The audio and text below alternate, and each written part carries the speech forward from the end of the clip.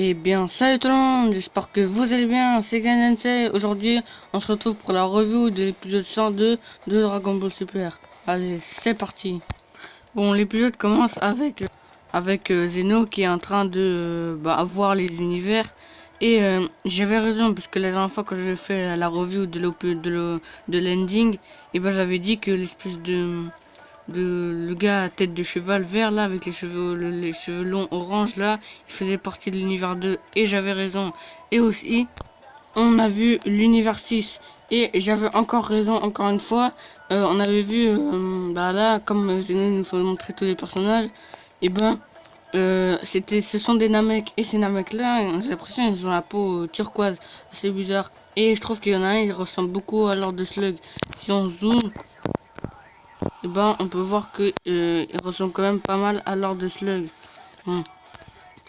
Après, je sais pas si ils sont méchants ou gentils, parce que vu leur tête, on dirait. Hein. Enfin, le gars là qui ressemble à Lord de Slug, ouais. Mais sinon, l'autre, je sais pas, je le trouve badass quand même. Bon, j'espère qu'ils seront puissants et ils auront une transformation genre Super Namek qui auront, ou Super Namek God, ou enfin le gars, pas le gars qui ressemble à Lord de Slug, parce que je pense que lui, et ce sera un peu un Lord de Slug 2.0 de Dragon Ball Super. Il nous a fait un Broly 2.0 avec Kale, pourquoi pas avec Lord Slug. Donc moi je pense plutôt que lui il pourra agrandir ses membres comme Lord Slug, mais sauf qu'il pourra par exemple, comme le fait quand il utilise son Gear Sword, et ben il peut faire des gros bras et tout.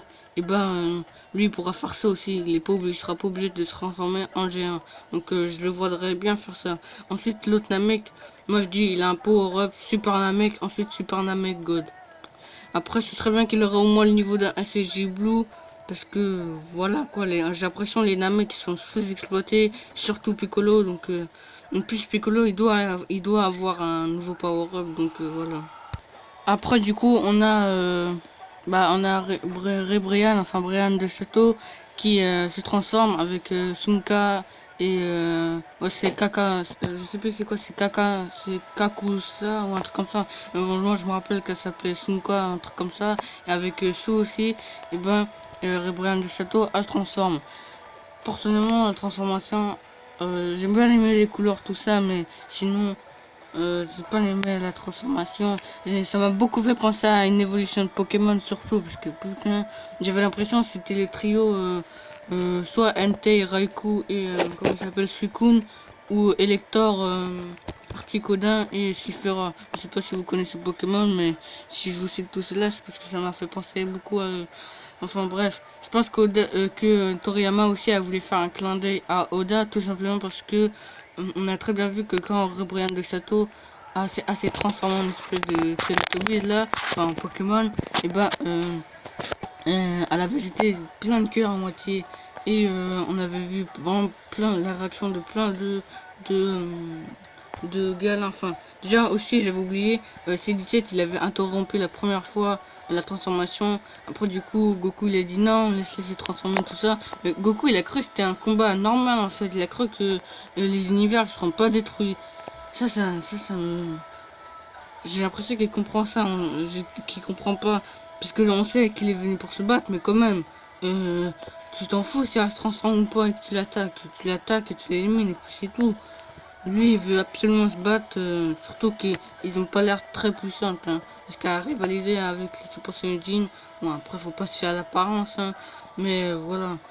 Bref, donc du coup, C17 il est interrompu, et on avait vu aussi Topo et Dispo qui étaient en train de rougir et tout, et après on avait Freezer et tout, il était en train de mettre une pichenette sur un des cœurs de Rebrian.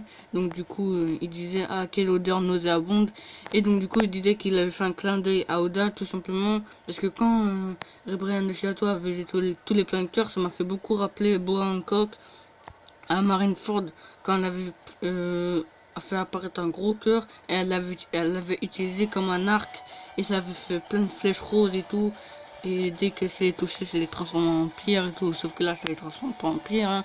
Ça les rend plutôt, on va dire, amoureuses d'elle, mais sinon voilà, sinon c'est pas vraiment un pouvoir hyper hyper bien je trouve. Bon, Sinon, on avait aussi Sunka qui avait un pouvoir pas mal aussi, comme C17 il l'avait dit. Et ben, il avait dit que son pouvoir, quand C17 combat Sunka, et ben, ça lui rappelle beaucoup ses animaux. Bon, après, oh là là, C17, franchement, on aurait dit RN quand il était sur le point de, quand il s'est relevé et tout, quand Sunka l'avait projeté et tout, et C18 elle lui avait dit besoin d'un coup de main, et là elle arrive, elle lui dit ouah, on aurait dit trop RN et tout. Franchement, je sais pas s'il a voulu faire aussi un clin d'œil à Shingeki no Kyojin, mais franchement, moi je sais pas vous, mais dites-moi aussi dans les commentaires si, vu comment il s'est relevé tout, les yeux et tout là, énervé tout ça, et ben je pense, j'ai directement pensé à Eren. Donc parce que moi j'ai vu l'épisode hier, je l'avais pas vu en français, je l'avais vu en japonais, parce que j'ai vraiment voulu le voir. Et du coup j'ai dû attendre à 3h, vers 3h30 tout ça. Enfin bref, ben j'aurais vraiment dit trop c'est 7 Eren. Pour moi il a fait un clin d'œil à Shingeki no Kyojin. Bon après, ça reste que mon avis hein. Mais vu comment il était là, putain il est vraiment badass. Donc aussi on avait les entre guillemets les supporters les trios Ribrian, Sunka et Su, et ben ils étaient en train de les supporter et tout, ils étaient en train de dire ouais tout ça. On avait vu le Yardrat qui s'appelle Jimmy, si je me souviens bien. Après on avait vu le gars qui a flippé devant Jiren, le vieux là, le topo 2.0 qui est maigre. Ensuite après on a vu l'espèce de fille démon et le gars qui ressemble à un gars dans des VGT, je sais plus comment il s'appelle. En bref, ils étaient en train de les supporter. Et comme on a pu le voir, et ben ils étaient pas... il n'y avait pas l'espèce de gros tas là. J'avais oublié de le dire aussi au début. L'espèce de gros tas qui ressemblait à Moluchin. On dirait vraiment des Pokémon. Ça m'a fait beaucoup penser à un gros tas de morts dans Pokémon. Et ben franchement, ils ont, je sais pas ce qu'il a fait là pour l'univers 2, mais ça m'a beaucoup fait penser à un gros tas de morts. Il était pas là, l'espèce de gros tas là. Moi, pour moi, je sais pas, il pourrait contrôler un peu comme Caribou. Il pourrait utiliser par exemple les marécages, enfin, entre guillemets, comme on avait vu que c'était un gros tas, tout ça, qui ressemblait à un gros tas de morts. Bah, je vois bien utiliser sa matière à lui et comme pour l'utiliser comme fait Caribou. Enfin, pas absorber les gens, mais les emprisonner, tout ça. Un peu comme Trébol. Donc, on n'a pas vu aussi le gars aux cheveux orange. Bon, à mon avis, Hélès, elle avait dit que c'était la transformation la plus puissante de l'univers 2, c'était celle du trio des Magical Girls. Donc, du coup, à mon avis, je pense que, je sais pas si comment il s'appelle, l'ange de l'univers 2, je sais plus comment il s'appelle. À mon avis, je pense qu'il a réservé le personnage qui a les cheveux orange là, qui a une tête de cheval. Et ben, à mon avis, je pense que c'est lui le plus puissant, vu comment il est badass et tout. En plus, je sais qu'il faut pas se fier aux apparences de Ribrian, tout ça. Mais elle rivalise avec le Super Saiyajin de Vegeta. Enfin, Vegeta, ok, il est puissant, hein, mais voilà, si on nous dit que c'est la plus puissante transformation, surtout que Ribrian c'est la plus puissante guerrière, enfin, d'après ce que LS nous a dit, et ben, on sait déjà Ribrian c'est la plus puissante du trio, et du coup, si elle a que le niveau d'un SCJ2 ou SCJ3, tu vois, normalement il devrait y en avoir au moins un dans un univers qui devrait avoir le niveau d'un SCJ God. Et moi je vise plutôt pour les gars là, qui a la tête de cheval, la peau verte là, orange. À mon avis, je pense qu'il va combattre pas un gars de l'univers 16, pas trop justement. Je voulais en parler. Putain, Akira Toriyama, mais je sais pas ce qu'il fait. J'aime bien les épisodes, mais ce que j'aime pas, c'est qu'il se centre trop sur l'univers 7. On a l'impression que c'est que l'univers 7 qui élimine des personnes.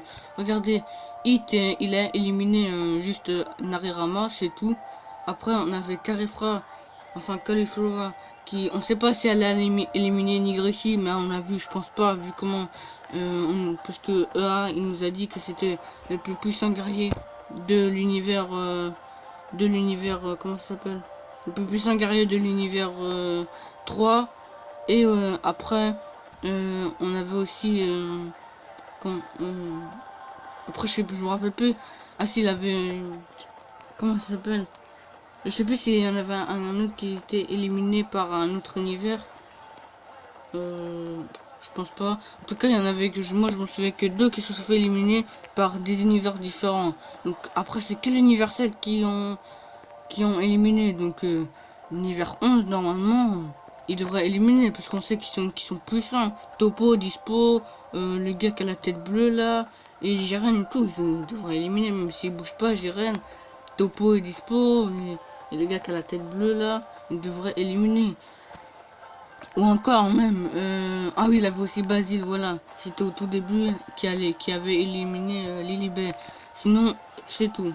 Moi, je me souviens que ça. Après, la Krillin qui a éliminé Majora et Cédric qui avait aussi éliminé Truc. Enfin oui, voilà, la Frost qui avait éliminé Krillin. Bon, après, c'était pas vraiment des réels combats. Moi, je voulais vraiment des épisodes qui sont concentrés sur chacun des univers. Par exemple, univers 6 versus c'est un exemple, hein, versus univers 11. Et il y aura des éliminés et tout. Mais là, je sais pas. Bon, je voulais aussi revenir sur les Namek. Parce que pour moi, les Namek, ce sont... je sais pas s'ils ont les boules de cristal de leur planète. Bon, à mon avis, je pense, hein, parce que Champa, il avait dit. Et même, enfin, il avait dit qu'il y avait des Namek, mais pas des boules de cristal, si je me souviens bien. Enfin, les Dragon Ball. Donc, du coup... moi, à mon avis, je pense que les Namek, enfin, le Namek, là, qui a l'air badass, là, pas lui qui ressemble à... En fait, le Namek, là... Je sais plus, on nous avait dit dans des spoilers, mais je me souviens plus comment il s'appelle. Et ben, on nous avait dit enfin, pour moi, il a le niveau d'un Super Saiyan Blue. En plus, pour faire les débats de puissance, on a Kerefra qui a le niveau d'un SCJ2. Enfin, oui, parce qu'elle peut se transformer seulement en SCJ2. Bon, Goku a dit qu'elle pourra se transformer en SCJ3. Bon, elle l'a pas fait, donc du coup, elle a que le niveau d'un SCJ2. Ensuite, Kale. Bon, elle est plus puissante qu'un SCJ Blue, comme on l'a vu quand elle était enragée. Elle a complètement défoncé Goku. Ensuite, on a Hit. Bon, lui, il est plus fort que Goku, Super Saiyan Blue, Kaioken x10. Après,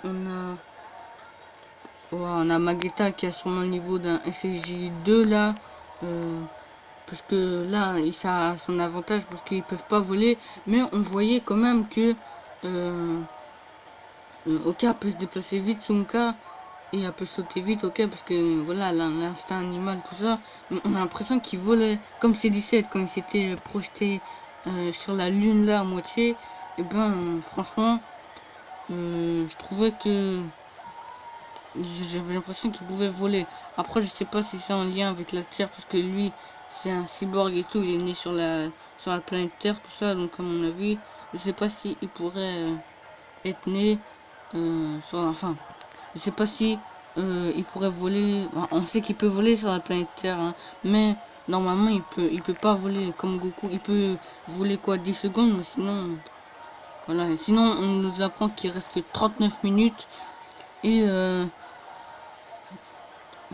voilà, aussi je veux revenir sur le débat de puissance. Donc voilà, on a Hit qui est plus puissant que Super Saiyan Blue Kaioken. Donc là, t'as deux personnes qui ont le niveau d'un SCJ Blue. Comparé à l'univers 7 qui a Vegeta SCJ Blue, Goku SCJ Blue, Freezer, bah, il a le niveau d'un SCJ Blue. Ensuite C17, clairement le niveau d'un SCJ Blue. Après Gohan, il a rivalisé avec le SCJ Blue. On ne sait pas s'il est plus puissant, mais il a réussi à rivaliser. Mais bon, après, je pense que c'est plutôt Goku qui se retenait, tout ça. Bon, après, on a vu quoi d'autre déjà? On avait aussi... c'est tout dans l'univers 7. Hein. Après, on sait pas si Piccolo il nous cache une transformation, mais bon, il a le niveau plutôt d'un Ultimate Gohan, plutôt. Sinon, je pense pas qu'il a le niveau d'un SCJ God, mais ce serait bien qu'il ait un Namek God, un truc comme ça. Ce serait vraiment bien. Bref. Donc après, on avait vu aussi quand Rebrian a utilisé son espèce de roulette là. Ça me fait aussi penser à un Pokémon. C'est comment il s'appelle? C'est l'évolution de Couponote en tout cas. Voilà, c'est Scobolide. Mais je sais pas ce qu'il a. Je pense que ça a inspiré beaucoup de Pokémon quand même.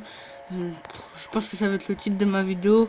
Parce que là, franchement, je sais pas, mais il s'est beaucoup inspiré des Pokémon. Enfin, pour moi, le trio, tout ça, Sunka, tout ça, je sais pas vous. Enfin, bref, et ben, il y a quand même déjà 7 éliminés dans l'univers 10. Donc, pour moi, ça va être le prochain qui va être éliminé, hein, l'univers 10. Déjà, on a Lilibé, on a Dune, on a Muruchin. On a aussi le gars là qui s'était fait éliminer, on a Napapa, on a le gars qui était en train de frapper Kale, donc du coup on a Giracen qui s'est fait éliminer.